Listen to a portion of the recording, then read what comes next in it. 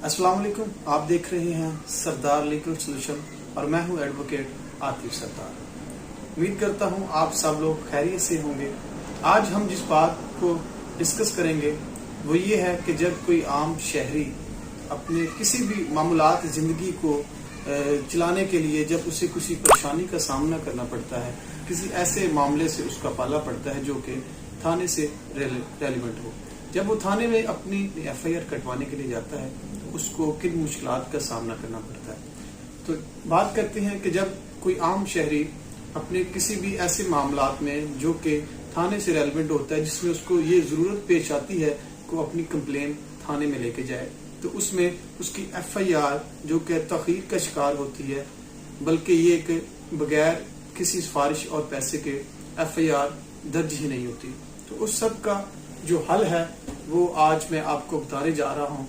सबसे पहले तो आज मैं आपको एक छोटा सा एक नंबर बताऊंगा, एक कोड बताऊंगा जिस पे आपने कॉल करनी है जब आपको किसी भी पुलिस ऑफिसर की तरफ से कोई धमकी अमेज बात की गई हो, या फिर आपको ये कहा जाए कि आप FIR कटवाने के लिए आपको ये इतनी रिश्वत देनी पड़ेगी, पैसे देने पड़ेंगे, अदरवाइज मैं आपकी FIR नहीं काटूंगा, आपकी FIR लॉन्च नहीं करूंगा, तो आपने 1787 पे कॉल करनी है।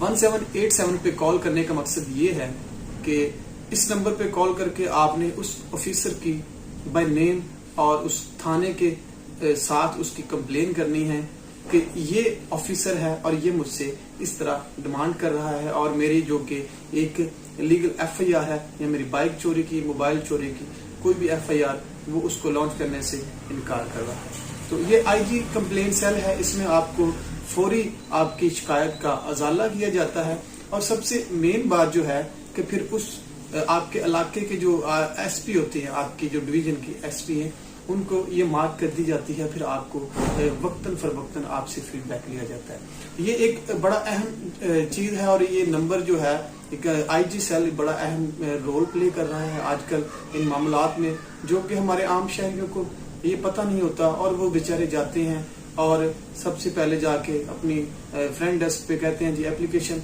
मूव करें। एप्लीकेशन मूव करने के बाद कुछ नहीं होता, एक उनको मार्क हो जाता है, टैग नंबर मार्क हो जाता है एक ASI के साथ। उस ASI के बाद में असल जो कहानी स्टार्ट होती है, वो कहता है जी मुझे 10,000 दे दें, मुझे 20,000 दे दें, मुझे 30,000 दे दें।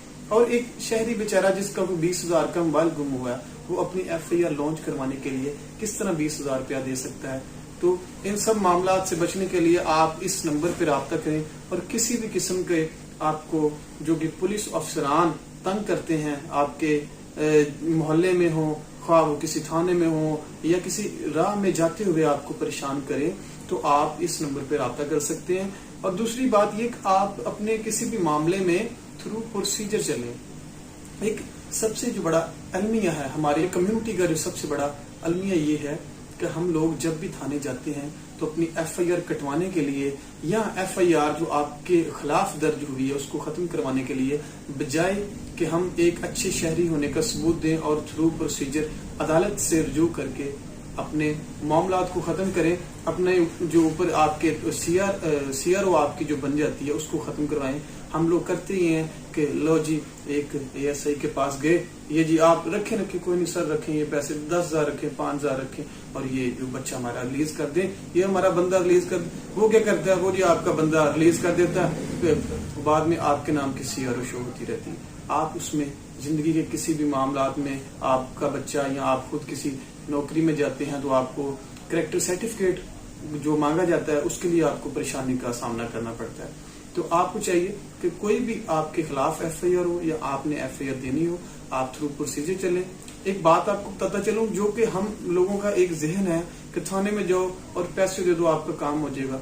हाँ हो जाता है, लेकिन बात यह अगर आप उसको एक तरीके से करें, आप उसको एक अपने वकील से राब्ता करें, अपने किसी भी जो आपका मोहल्ले का, आपके आजकल हर कम्युनिटी में कहीं ना कहीं मोहल्ले में आपको वकील मिल जाती हैं, इजीली मिल जाते हैं। वकला की तादाद माशाल्लाह बहुत ज्यादा है हमारी इस कम्युनिटी में।